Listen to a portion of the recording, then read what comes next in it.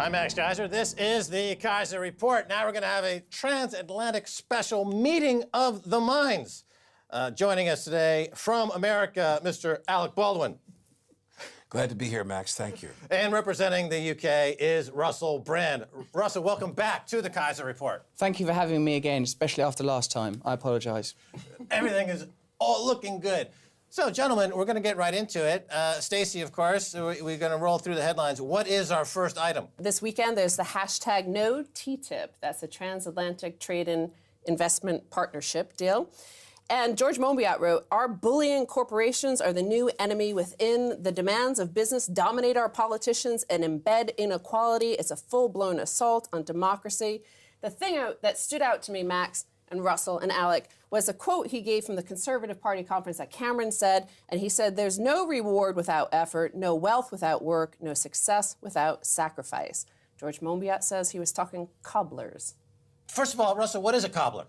A cobbler is a shoemaker from times of yore.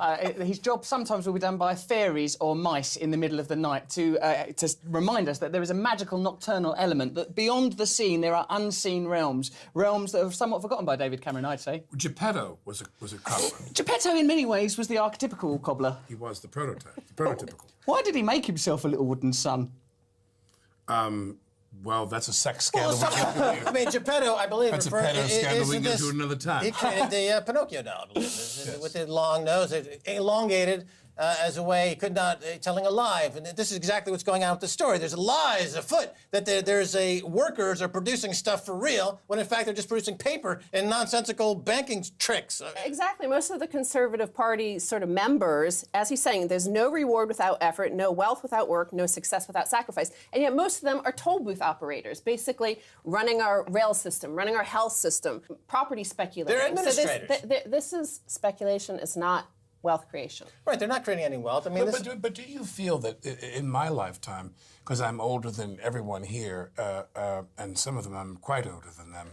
And yet still so dishy. But in my lifetime, what you've seen, at least back in my country, is that old cliche Protestant work ethic, where work for work's sake, and work was ennobling and so forth. And now it's the opposite. Wealthy people have made it known. Wealthy people have put it up in neon that anybody that works hard for their money is a chump and an idiot. And there's no respect for workers anymore. There's no respect for union labor. And if you the other thing we were talking about earlier before we came on the program was this idea that if too big to fail was applied to banks during that scandal, well, now all of corporate America is adopting that. My company's too big to fail. My corporation's too big to fail, and so forth. That's exactly right. So in other words, this model of we're too big to fail or we're above the law, something that like Hank Paulson and these other folks, Geithner, they keep saying that, well, banking is above the law. If you really apply the bank legal standard to banks, then the entire economy is going to crash. There's just going to be an Armageddon in the financial markets. We have to operate above the law. And this is now being migrated over to all sections of the economy. Everywhere in the world, people saying, no, we don't. We're above the law. We don't need the law. You're calling for a revolution on and off. I mean, what's the current state of that? Is that part of why you're calling for a revolution? Stop calling for it. I'm calling for it constantly. I'm just organising it. There's a lot of admin involved, in a revolution, Max. I can't just march out into the streets and start running a new system. And the reason that a revolution is required is particularly because of stuff like that TTIP, which, as you said, it's conserving and preserving the rights of more and more elite bodies to operate above the law. I can't believe that such a thing is being contemplated. Why is this happening? Well, think of the NHS, for example, the National Health Service in this country. People are fighting for it to keep it alive,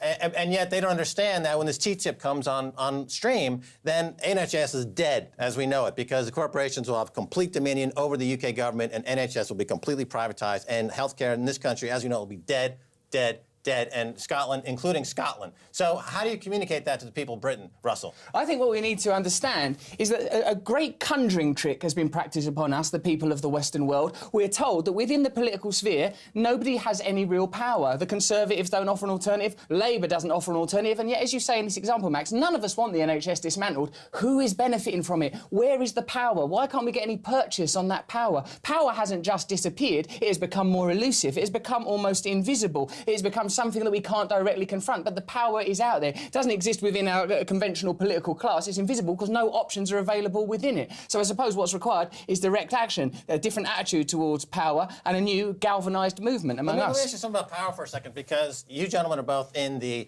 entertainment business, the film business. In the film business now, the trend is for superheroes, superpowers, Iron Man, Superman, Batman, Spider-Man. But the idea of the common man as being heroic, is it completely dead? It's an indie film. It's an independent film for an audience of about, a fraction of the mainstream film.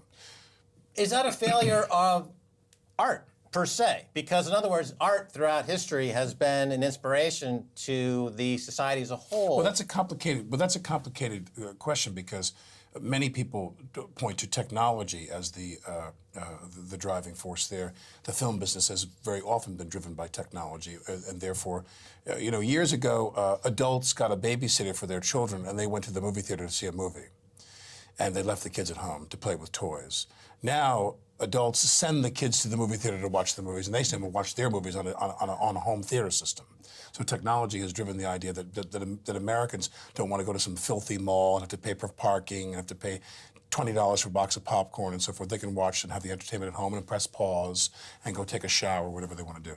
And to me, the interesting thing, which you're well aware of in this business, was that you could have this kind of cartoon image of the movie business where a man walks into a studio and he says, I want to do a movie, I want you to spend $1 billion, and we'll do a series of 5 movies about the character of Spider-Man. Cut to the parking lot of the studio, you see that guy's body go, and they throw him into the trash bin. Ow. Now the person walks into the studio and says, I want to do a movie that's not about Spider-Man.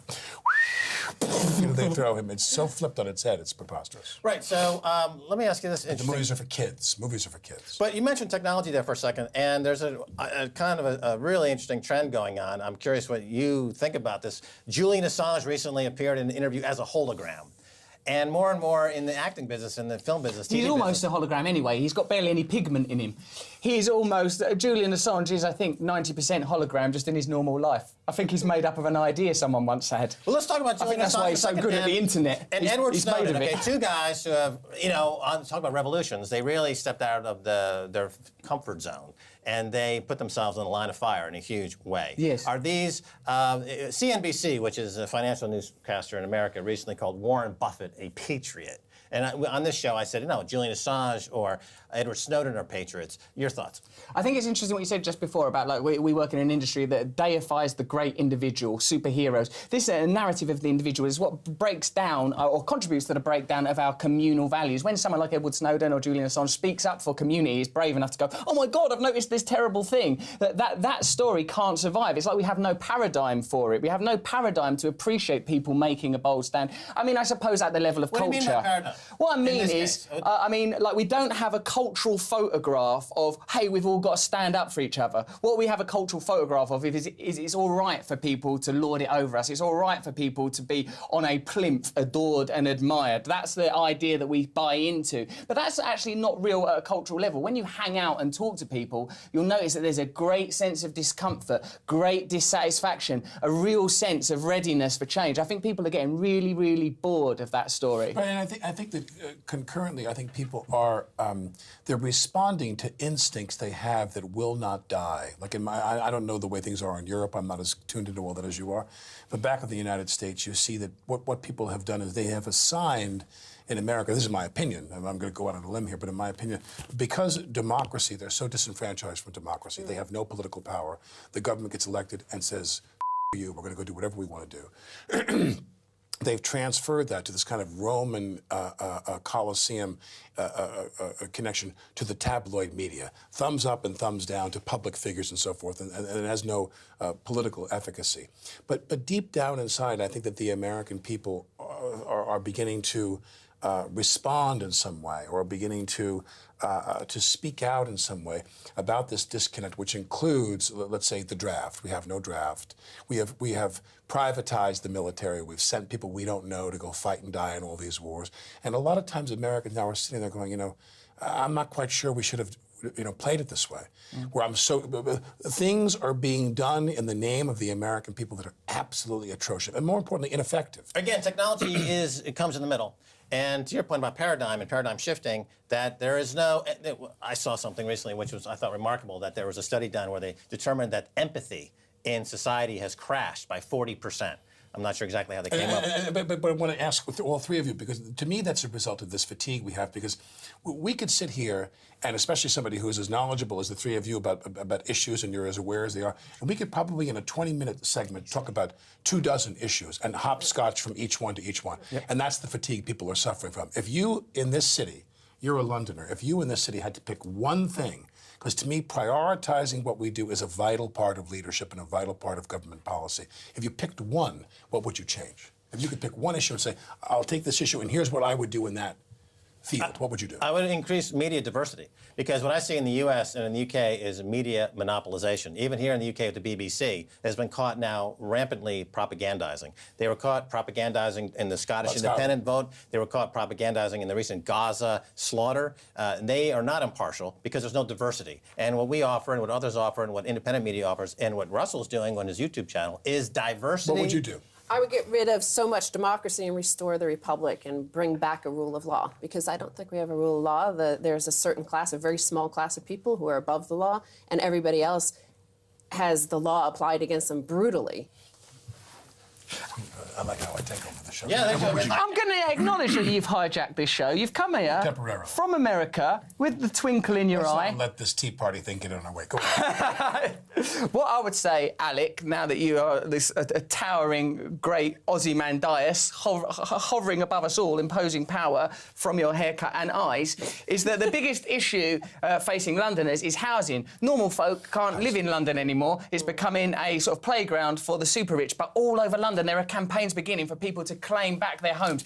Already, people are consolidating and coalescing to confront that power. That's the story of London. I would say the same thing in that you talk about it on a metropolitan level. I would say the same thing in New York. New York, the housing issue is a terrible protests in Hong Kong, in large part, there was hundreds of thousands of people in the street. They're driven in large part by the same phenomenon. They can't afford housing because of this financialized, central bank-driven world where the oligarchs are getting these huge Yes? Yeah, well, that's our next headline we're going to start the second half with, because that was my next headline following the David Cameron, there is no wealth without work. Okay, well then we'll do that in the second half. We'll do it in the second half. We kissed each other once. Well, you can do that in the second half as well. In a film. It was a film. They had to pay me a lot of money to do that. I did it for free. All right, well, stay right there. Don't go away. We'll be right back.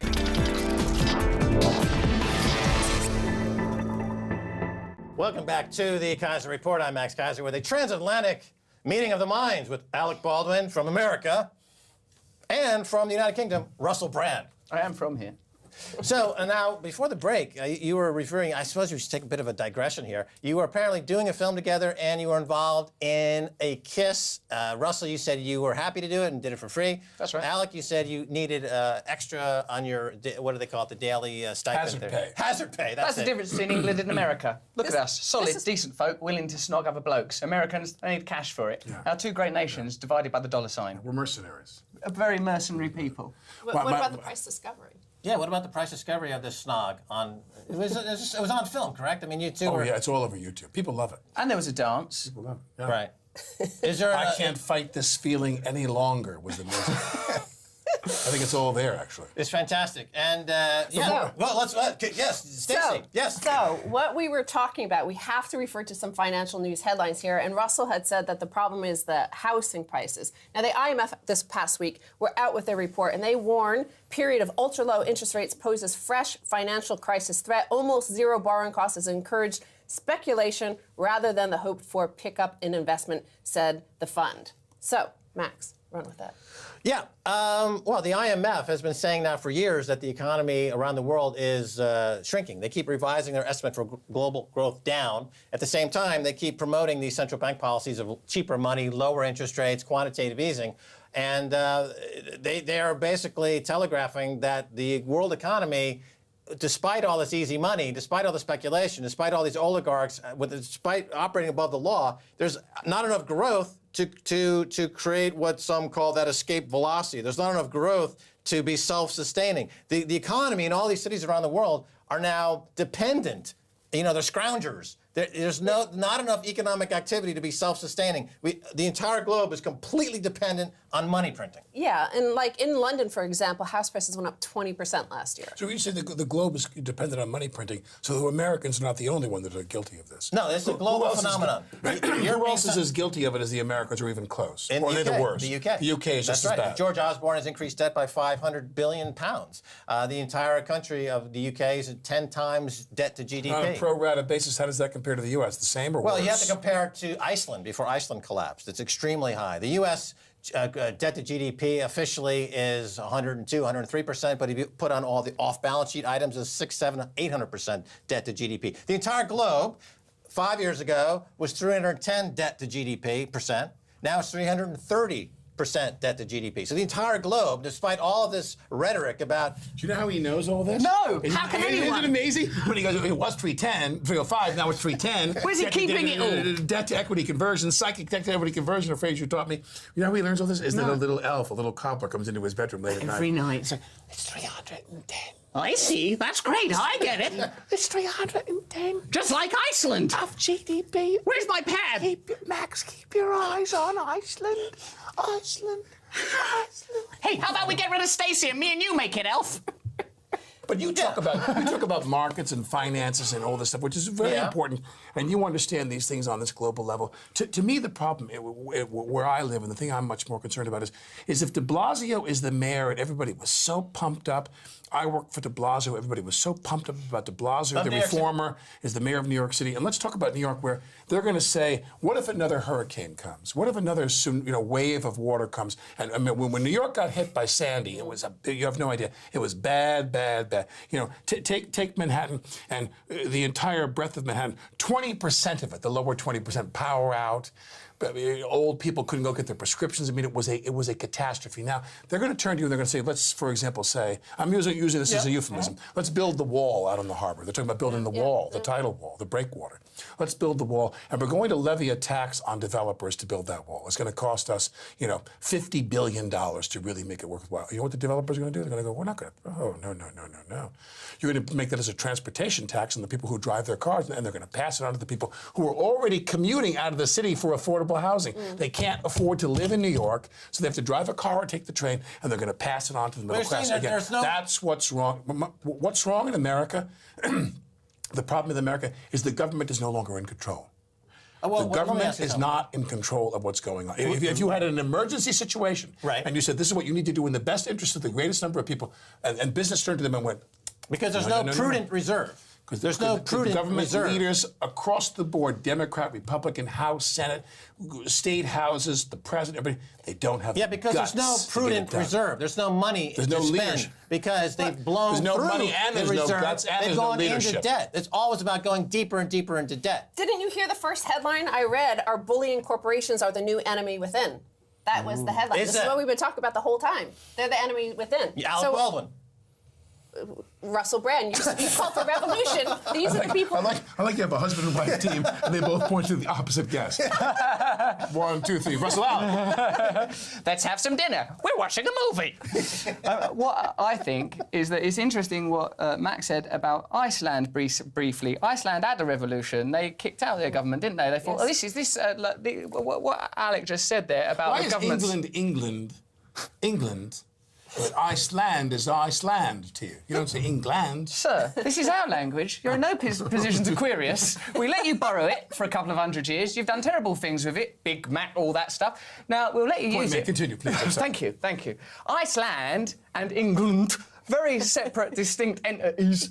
And the important thing, I think, is that, as Alec just pointed out, government don't have any actual power. They are the administrators and enforcers for corporate power. In a situation like in Iceland, where their economy collapsed, the people of Iceland bonded together, kicked him out, voted a comedian in as mayor of Reykjavik, and temporarily altered their government to be reflective of the people's will. This is no longer an option, as Alec just outlined. If there is an ecological disaster, which there's likely to be because of other issues related to capitalism, then then there's no structure, there's no infrastructure to support ordinary people. There is no machinery for the will of ordinary people to be represented. That's why I return to the idea of revolution, because within the system there are no means for us to have purchase. There's no means for us to enact our will. So what's needed is a wholesale change. I've got to admit, Max, that when you talk about, you know, GDP, this and all of that, I know that you're talking the truth and you understand it, but for me that's like sort of a baffling, endless Joycean stream, and out of which I can only sense this one thing: injustice, necessity for change, necessity for immediate change. Do you realise that among your many gifts, I mean, you're an absolutely gorgeous man. You're one of the most beautiful men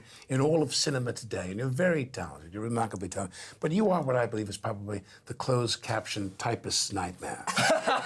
When you start talking, that's the moment when the closed caption operator just jumps out the window into the river and kills us. I think the deaf have got to take responsibility for yourselves. All right, staying in Iceland for a second, if I might jump in. Iceland, of course, they prosecuted the banksters.